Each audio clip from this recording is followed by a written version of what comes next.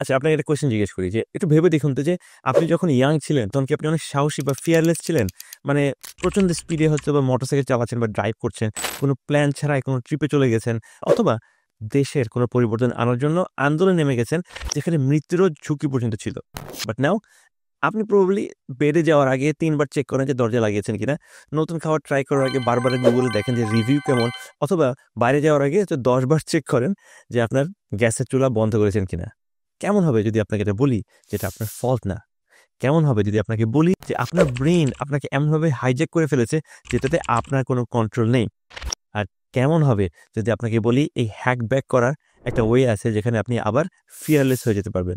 আজকের এই ভিডিওটা দেখার পর আমি বিশ্বাস করি যে আমরা যে ধারণা করি যে বয়স হলে আমরা বোরিং হয়ে যাই, এটা কেন হয় এবং এখান থেকে বাঁচার উপায় কি? চলুন দেখা যাক। Hello there, welcome to my channel. আপনি যদি এখানে নতুন হয়ে থাকেন, আমার নাম Mahmudul. I am a biomedical scientist and I have a PhD in molecular medicine. তো প্রথমে আপনাদের একটা টেস্ট নিয়ে, আচ্ছা, সেটা হচ্ছে যে শেষ কবে আপনি এমন কিছু করেছেন যেটা করার আগে আপনার বারবার মনে হয়েছে যে আপনি স্কেয়ার্ড, আপনি ভীতু এই কাজটা করার জন্য?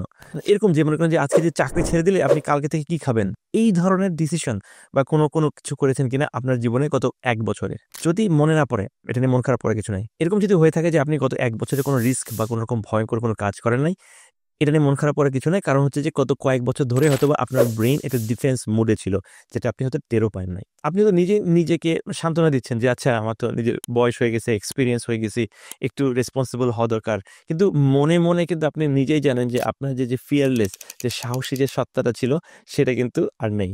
কিন্তু এটা কিন্তু পুরোপুরি রং। রং এই কারণে যে আমার ব্রেইন, আপনার ব্রেইন যেটা, সেটা নিজেই নিজেকে কিন্তু রিওয়ারিং করছে যাতে আপনি সবসময় একটা কমফোর্ট জোনের মধ্যে থাকেন, সেখান থেকে বের না হন। আর এখন দেখব যে এর পেছনে সায়েন্টিফিক প্রুফ কি রয়েছে। আমার আপনার ব্রেইনে একটা কেমিক্যাল রয়েছে যেটা আমরা অনেকেই নাম জানি, তার নাম হচ্ছে ডোপামিন। ডোপামিনটা হচ্ছে, অনেকে বলে যে সুখের হরমোন, এটা সুখের না, এটা একটা মোটিভেশনাল হরমোন। বাট আজকের এই ডিসকাশনের জন্য আমরা ধরে নিই ডোপামিন হচ্ছে অফকোর্স হরমোন। অফকোর্স হরমোন মানে, আপনি যখন ছোট ছিলেন আপনার ব্রেইন কিন্তু এই হরমোন দিয়ে, এই ডোপামিন হরমোন যেটাকে আমরা বলছি অফকোর্স হরমোন দিয়ে ফ্লাডেড ছিল। মনে করেন যে কোনো রিস্ক নেওয়ার সময়, আজকে হচ্ছে কোনো ট্যুরে চলে যাবা, অফকোর্স।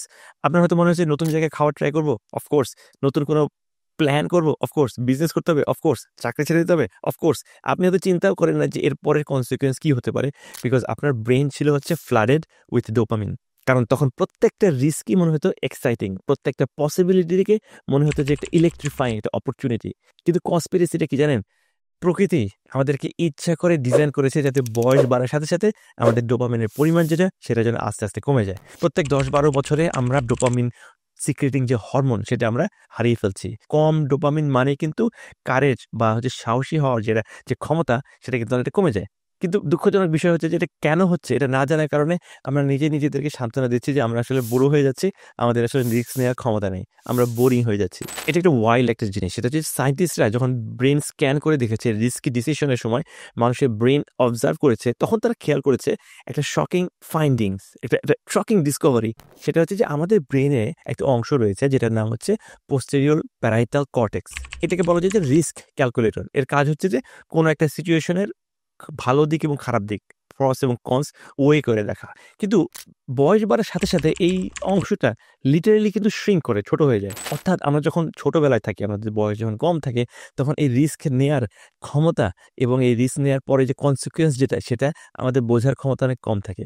নো ওয়ান্ডার এই কারণেই যে এই একই জিনিস যেটা আজকে করতে খুবই স্ক্যারি লাগতো, আমরা যখন ইয়াং ছিলাম আমাদের একদম কিছু মনে হতো না, মনে হতো এটা একটা অপরচুনিটি। এই সাথে ব্রেনের আরেকটা অংশ রয়েছে যেটার নাম হচ্ছে পোস্টেরিয়র সিঙ্গুলেট কর্টেক্স। আর এই অংশটা অবসেসড হয়ে যায় যে আপনি কি হারাতে পারেন এটা নিয়ে। ইন্টারেস্টিং, আপনি কি হারাতে পারেন এটা নিয়ে ব্রেনে এই অংশটা আরো বেশি অবসেসড এবং হাইপার অ্যাক্টিভ হয়ে যায়। এর মানে হচ্ছে যে আপনার মাথাতে একটা প্যারানয়েড একটা মাঙ্কি বসে আছে, একটা রুমমেট বসে আছে, সে সবসময় অ্যাক্সেস করছে যে কোনো একটা সিচুয়েশনের সবচেয়ে খারাপ দিক কি হতে পারে। আর ইভলিউশন এখানে একটা বড় একটা ভূমিকা পালন করে। কারণ হচ্ছে যে যখন আমরা গুহা মানব ছিলাম, আমাদের বয়স্ক যারা ছিল সেই সময় তাদের কাজ ছিল ট্রাইবকে অথবা তাদের গোষ্ঠীকে বাঁচিয়ে রাখা। আর তাই বয়স্করা রিস্ক কম নিত বলে তাদের এই ডিসিশনগুলো সেই ট্রাইবগুলোকে ডেঞ্জারাস সিচুয়েশন থেকে বাঁচিয়ে দিত। এটা একদিকে সেই সময় ভালো হলেও এখনকার যুগে অনেক ক্ষেত্রে, যেখানে আমাদের হয়তো বা বাঘ ভাল্লুকের ভয় নেই, কিন্তু ইভলিউশনের কারণে এটা আমাদের চলে আসছে যে বয়স হওয়ার সাথে সাথে আমরা আসলে বেশি রিস্ক নিতে পারি না। রিসার্চ দেখিয়েছে সেটা হচ্ছে যে বয়স বাড়ার সাথে সাথে মানুষ অবসেসড হয়ে পড়ে যে কিভাবে নিজের লসকে অ্যাভয়েড করা যায়। আপনার ব্রেন আসলে হয়ে যায় যে পৃথিবীর সবচেয়ে নেগেটিভ লাইফ কোচ। আর এখন সেই আপনার বদলে আপনার হয়ে এই নেগেটিভ ডিসিশনগুলো নিচ্ছে। বাট এত কিছু জানার পরে এখন শুরু হবে পজিটিভ জিনিসপত্র। সেটা হলো যে কিভাবে আপনি এখান থেকে বাঁচতে পারবেন এবং নতুন করে আবার আগের মতো সাহসী এবং ফিয়ারলেস হতে পারবেন। আর সেক্ষেত্রে আপনাকে আপনার নিজের ব্রেনকে আস্তে আস্তে হ্যাক করতে হবে। সায়েন্টিফিক এক্সপেরিমেন্টে দেখা গিয়েছে যে আপনি যখন বুঝতে পারবেন যে আপনার সাথে কি হচ্ছে, তখন আপনার ওই বিহেভিয়ারটা ওভাররাইড করা আপনার জন্য ইজি হয়ে যায়। Let's go to the heck. Hack number 1, the gradual exposure method. আমাদের ব্রেন শেখে রিপিটেশন থেকে, মানে ছোট ছোট রিস্ক নেওয়া শুরু করতে থাকলে ধীরে ধীরে এই রিস্কগুলোকে কিন্তু এত কঠিন বলে মনে হবে না। এই কারণে দেখবেন যারা ছোটবেলা থেকে অনেক রিস্ক নেওয়া শিখেছেন, দেখা যাচ্ছে অনেক ব্যবসা করেছেন, ব্যবসায় সফল হয়েছেন বা বিফল হয়েছেন, তারা কিন্তু বয়স্ক হলেও কিন্তু তাদের মধ্যে ওই জিনিসটা থেকে যায়। কারণ তারা জানেন যে it's not the end of the world. Risk নিতে নিতে তার প্যাটার্ন শেখা যায় এবং সহজে কিন্তু এই প্যাটার্নটা বোঝা যায় যে রিস্ক নেওয়াটা আসলে কিন্তু ক্যারিয়ার এন্ডিং না, but it's an opportunity. So it's a practice যেটা আপনাকে রিপিট করতে হবে।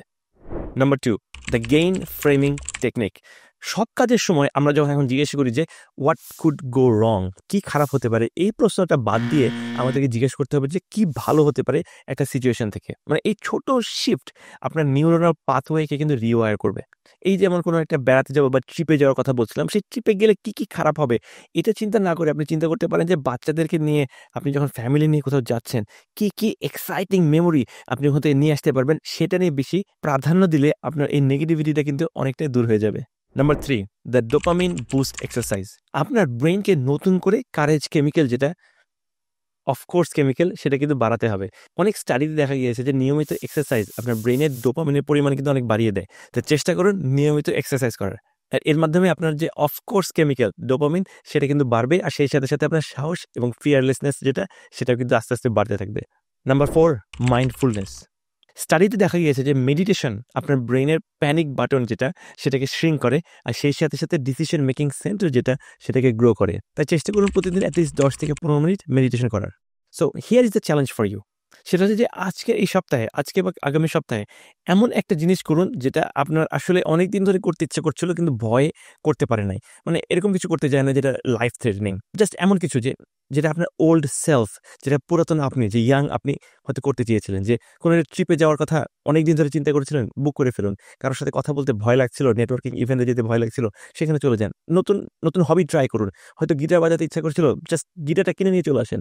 কোনো একটা জবে হয়তো অ্যাপ্লাই করতে ইচ্ছে করছিল কিন্তু সবসময় ভেবেছেন যে আপনি হয়তো আন্ডার কোয়ালিফাইড, জাস্ট অ্যাপ্লাই করে দিন। আপনি যখন এটা করা শুরু করবেন, অন্য লোকজনের কিন্তু এটা খেয়াল করবে। তারা ভাববে যে হঠাৎ করে আপনি কেন এত কনফিডেন্ট হয়ে যাচ্ছেন, এত ইন্টারেস্টিং হয়ে যাচ্ছেন, এত অ্যালাইভ হয়ে যাচ্ছেন।